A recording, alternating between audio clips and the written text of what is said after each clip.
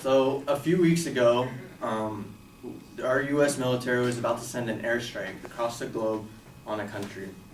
Now, as many people don't know, our government, what our government does for us and the decisions it makes for us as a country, I can honestly say I was one of those people that had no idea what was going on. I was pretty much living under a rock. Now, I later learned that we were possibly going to war. So, you should listen to my speech because Syrian President Bashar Assad is potentially the person to start World War III. Now, his actions that he has taken has caused a lot of attention to him and his country, and has everybody in concern at this moment. So in this speech, I will inform you about the destruction of these chemical weapons, the dangers of destroying these chemical weapons, and what the international agreement is. So the first action that we're going to want to take in this matter is the destruction of these chemical weapons. And the destruction of these chemical weapons is going to be is very crucial, because the faster we take action, the faster we can resolve this problem. Pretty much these chemical weapons need to be destroyed to avoid starting the World War, possibly, and to take away Assad's power of using these chemical weapons, which he abused on his country, killing about over like 1,000 people. So we were going to want to take action as fast as possible.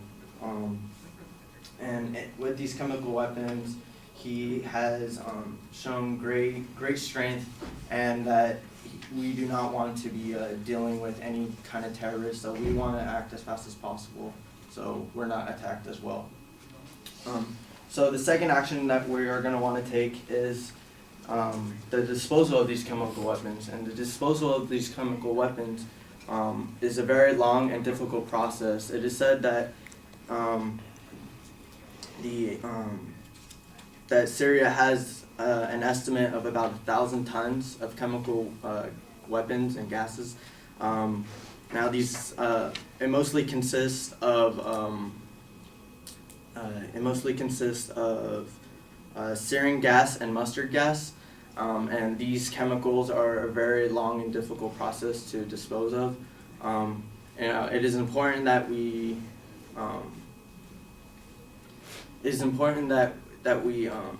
dispose these chemical weapons in a safely manner, because not only is it dangerous for the chemical specialists that are going to be dealing with these chemical weapons, but it is also a danger for these chemical, or it's going to be also another danger is going to be with these chemical weapons specialists, because Syria is in a civil war that has been going on for the last 2 years.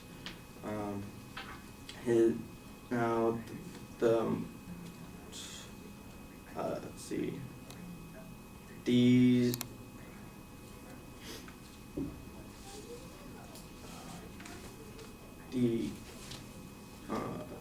Now the most important thing that we're going to want to take in consideration of this is we're going to need Assad's cooperation with going in and actually destroying his arsenal. And the second is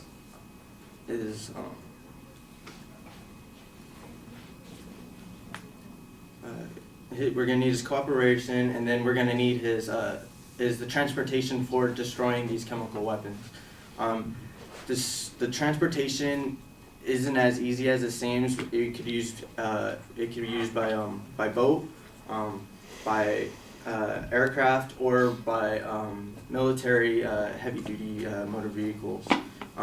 And the difficulty of, for say, if we were to take it by road on these motor vehicles, it is dangerous, because these roads in Syria are controlled by rebels that are trying to may want to get their hands on these chemical weapons and use it onto their own country as well. Some roads are actually controlled by Al-Qaeda. So we're going to want to try to avoid that situation, but it is very dangerous no matter what, with the, knowing that these chemical weapons are going to be dealt with, and these chemical weapons specialists actually are going to need a lot of security, which is the third point. Security of these chemical weapon sites is a must, because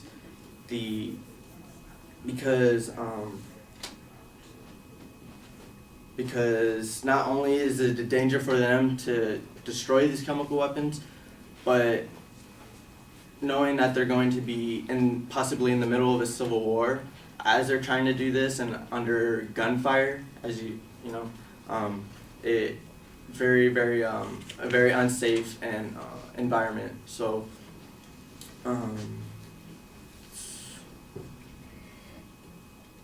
so the third what the international agreement is the international agreement is controlled by the Chemical Weapons Convention. The Chemical Weapons Convention is an organization that is in control of, pretty much states that the prohibition of the development, production, stockpiling, and use of these chemical weapons and their destruction, which Assad has broken when he used it under his own country.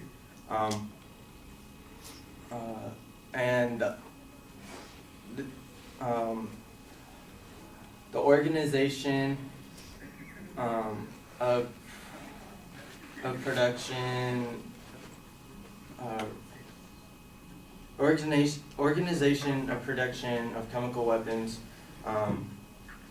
is, or the OPCW, is pretty much in charge of sending the specialist teams that are going in to and actually destroy these chemical weapons.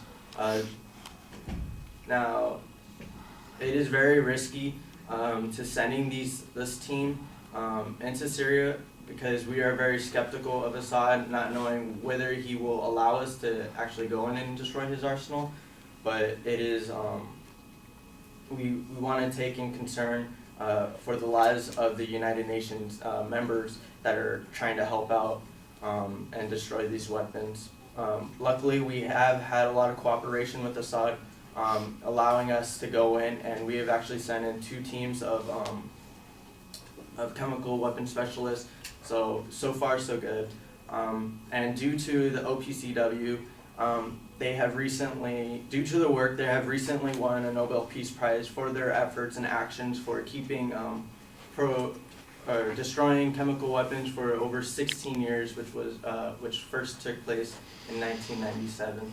So, in this speech, I informed you about the chemical weapons crisis in Syria. I informed you about the destruction of these chemical weapons, the difficulties and the dangers of disposing these chemical weapons, and I informed you on the international agreement. So I hope I informed you well enough about what is going on in Syria, and made you more aware of the situation, like I was. Thank you.